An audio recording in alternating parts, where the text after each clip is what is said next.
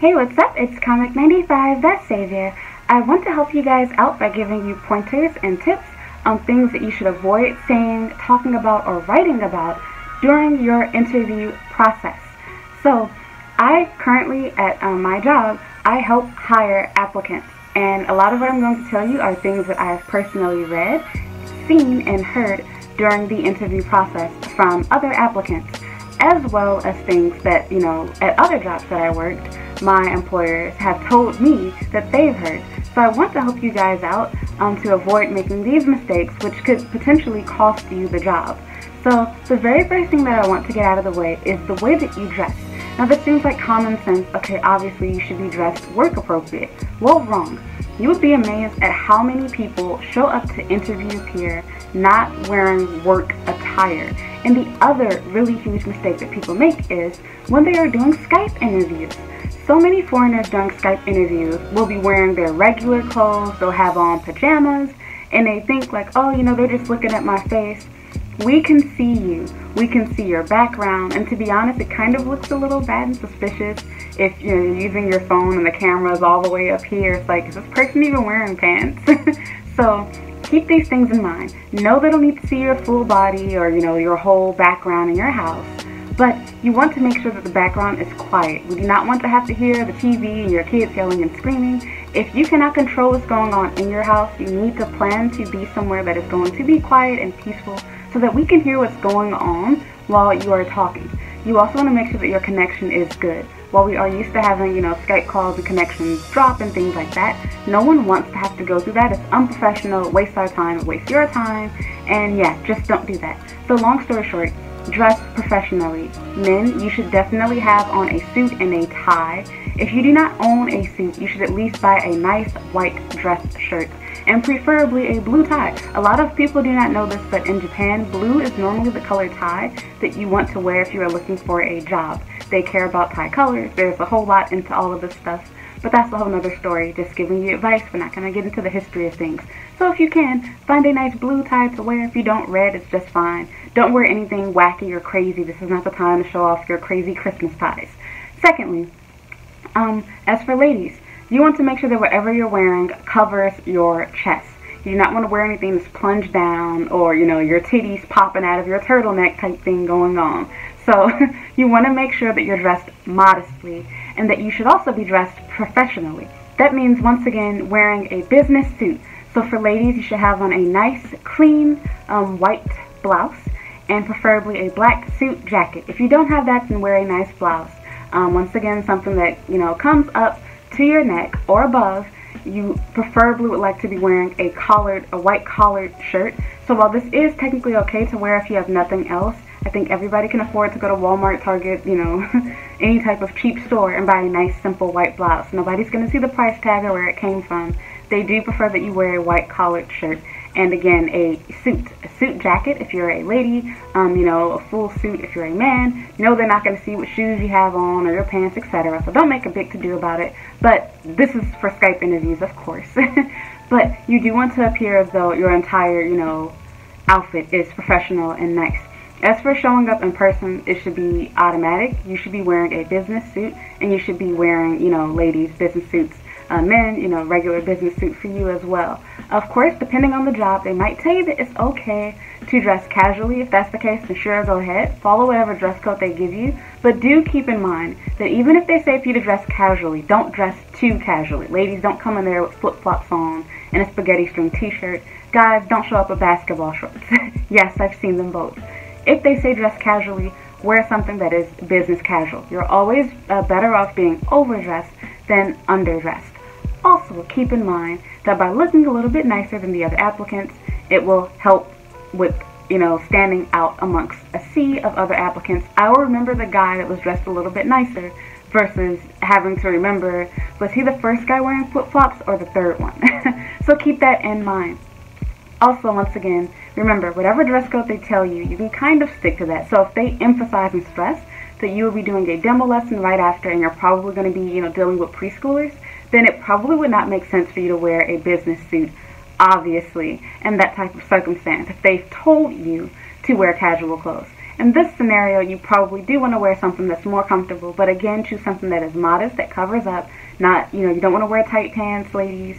You don't want to have, your stuff flying out or showing or anything like that. As for guys, you don't want to look like a bum. You want to seem classy no matter what you have on. You can dress casually without looking like a bum. So keep that in mind. The next thing that people tend to forget, this is the biggest red flag, both for Skype interviews and interviews in person. Do not, by any means whatsoever, ever, tell your employer that you are in Japan for anime. We do not need to know that. Do not say that you came to Japan because you're here for anime, that you're here to cure your depression, or that you're here because you fell in love, or you like Japanese girls, or you like Japanese guys, or anything superficial and, I'm sorry to say, stupid like that. The reason being is, these are the people who quit. This is exactly what I talked about in another video. People that come to Japan thinking that it's fantasy la la land, and then when they find out that Japan is not accepting, notice my word, accepting, not tolerant, but they are not accepting of the LGBT. They are not accepting of people that have these weird, waifu pillow type lifestyle that want to live that craziness out in the world, in the real world. These are the people that quit, get homesick, realize Japan is not worth it, the pay is too little, and they go back home and they continue buying their waifu pillows from Amazon, and they live the rest of their lives. We do not want to hire someone like that. People who are here for love. Now this sounds like a stable reason, right? You're here for your partner, you're going to get married, maybe you're already married. But the problem with this is you're only in Japan for somebody else. So what if your partner were to unfortunately decide they want a divorce? What if you decide you want a divorce? What if you do not assimilate into the country? What if you decide Japanese life is just not for you, you don't like the food, etc.? Now what's going to happen? You're going to go back home, we're going to be, an employee down. We don't want that to happen. No employer wants that to happen. So you need to keep that in mind. A lot of people think that they sound better than other applicants by saying, yeah, my wife is Japanese, or, oh, I just love Asian women, they're so exotic. You sound like a creep, and that's an automatic no. And as for people that are here for anime, it's not that you have to lie and pretend like you're not into otaku stuff, and pretend like you don't like Japanese, and you don't like, street culture and things like that. That's not the issue. The problem is that people that say that they're here for those things, that show a deep interest in, Naruto and manga and things like that, we instantly think you're not serious. You aren't ready to grow up. You're not an adult yet. You don't understand real life. You're here for fun. That would be like hiring a doctor, in America, and when you ask, why are you here in America? Why do you want to be a doctor? Oh, I really like the Friends TV show. Like, I want to make friends. It's like, huh? Like, that has nothing to do with this occupation. You're here to be a teacher, okay? We understand that you have your own life and your own hobbies and your own interests, but unfortunately, once again, Japan believes in collective punishment, and there is a pattern. They believe that foreigners are going to inevitably go back home, especially if you are a woman. Women do not stay in Japan. They come here for a moment, they realize that, they don't fit in, they don't feel comfortable, they don't like Japanese guys, they get tired of being used, etc. They give up, go back home, date a white black guy, live the rest of their lives. Or if they do get married, they get a divorce, run off with their kids, everything's over, just done with Japan as a country. And I'm not hating on these people, I don't, recommend someone staying in a bad relationship. But my point is, we don't want to be involved. We don't want to hire someone who does not seem stable. If you're coming to Japan because you have mental illness, you're depressed, you're anxious, etc., there's plenty of people that are here for those reasons. And not to say that they're bad reasons. I personally struggle with these issues myself too. But I would never be dumb enough to tell my employer, I'm really, really sad in my home country, we don't want to hear your whole, life story. I'm sorry, sweetheart, but it's creepy. We're not here for that. And unfortunately, you saying that you have mental illnesses and that you're depressed or that you feel suicidal, we know that you need help. We hurt for you, at least some of us do, like myself. My employers are probably more freaked out, like, is this what normal Americans do? But for, us, we have to think, or forget about, us, for them, my job, or any other company. They have to secure themselves. They don't want to hire somebody that, might kill themselves on the tracks tomorrow. Now they have to explain to their students what happened. They don't want to hire someone with a wishy-washy attitude or behavior that might explode and go off on their students, or that might suddenly, get up and quit their job or go back home because they think they need medication or whatever the case is. It's unfortunate, it's sad, it's whatever. I'm telling you how it is. I don't make the rules. Again, don't be mad at me. I'm explaining how it goes. So with that said and done, do not mention anything about, your mental illnesses and stuff. Do not mention that you're in Japan because you fell in love or you love Asian men or Asian women. Do not say that you're in Japan because you like anime and video games. It's okay to say that you like those things, but to be honest, you really want to answer this question by turning the topic more so on your interest in culture. So tell them how much you love Japanese culture, how everything's so peaceful and quiet and orderly, and you like how clean everything is, and you enjoy Japanese food, and you like taking pictures and traveling, and that this is, your dream, so to speak. If you say that this is your dream, and then you quickly go into, oh yeah, I love video games, yeah, I've been collecting games since 1972, and you just go into a whole really weird, okay, we're not going to hire you. And don't get me wrong, people do get hired this way, but generally it's going to be solely because we didn't have a better applicant at the moment. Because even if you are a white guy or a white girl and you have blonde hair and blue eyes or whatever the case is, there are lots of other people just like you. There's plenty of white people that have dyed their hair blonde hair, that are wearing blue contacts. There's a replacement for you, so do not think that you are irreplaceable. And with that said and done, basically do not say anything stupid. Anything that can jeopardize your job. You don't want it to seem like you're in Japan for stupid, superficial reasons. This goes beyond just your interview in person or over Skype. When you are writing your essay, so many people write essays talking about how they, really want to go to Japan because they want to be a model, or they dream of being a cosplayer, and they want to, find the love of their life, and they feel like they belong, whatever. And it's just really, really weird. It's like you're basically coming here for Fantasyland. You're looking for this company to be your visa daddy, basically. And hey, no shade, that's what most people are doing. But we don't want you to make it so clear and obvious. It's one of those things where we know what you're doing and why you're doing it, but you don't say what you're doing or why you're doing it. It's an unspoken thing, so to speak. This is going to rub people the wrong way, but I'm just going to put this out here. Think about the way that men and women function. Men get and do nice things for women to impress them, to get the woman. Whether it is to have sex, to marry her, whatever the case is, they're trying to win you over. Okay, same thing is said for women. Women care so much about their appearance, their bodies, etc., to try to attract people that they like. Whether it is your female friends to make them jealous and envious, or if it is to, make men find you desirable, which is why there's so much plastic surgery and crap going on right now in the first place, because people have insecurities about their body. Not because they don't like themselves, but because they think people don't like how they look. And then of course that causes you not to like yourself. So with that said and done, this is essentially the exact same thing. We get it, that's why you're doing this, but imagine if you went on a date with a guy and he says, well, really I don't want to pay for your food, bitch, but I want to fuck you tonight, so I'll pay, I'll fork over, the $60, I'll handle this tab, but we fucking, right? That would be very weird, and it would make me say, okay, I'm not having sex with you, and you can pay the bill, and I'm gone. That's basically what you're doing to your Japanese employer when you're telling them, oh, I really like Asian girls, I really like anime, I really like, whatever. And this isn't trying to be a thing like, to bash weeboos or anything like that. I'll talk about that later. But what I'm getting at more so is, you do not seem like you are a stable or a good choice for an applicant. You don't seem like you're ready to be a teacher. You don't appear to be mature. You seem weird. You're creeping everyone out. And more than likely, you are going to quit. It's going to happen. Because just like most people that are here in Japan, they stay here for a moment. They love it so much. They take all their little pictures. They fill up their Instagram feed. They love, love, love Japan. And then they get burnt out. They realize it's not all that. They realize how, bad life is in Japan. They realize how little they're making here in Japan. And they decide, you know what? It's not worth it. I don't like my relationship. My marriage is bad. We're not having sex. I'm tired of these kids, whatever. You get stressed out with your job and you go home. We want people who want to teach here in Japan. And let me emphasize that. When we say teach here in Japan, I do not mean people that want to be a teacher just to get a visa, just to live in Japan. Of course, that's most people. But we always look for people that are legitimate teachers.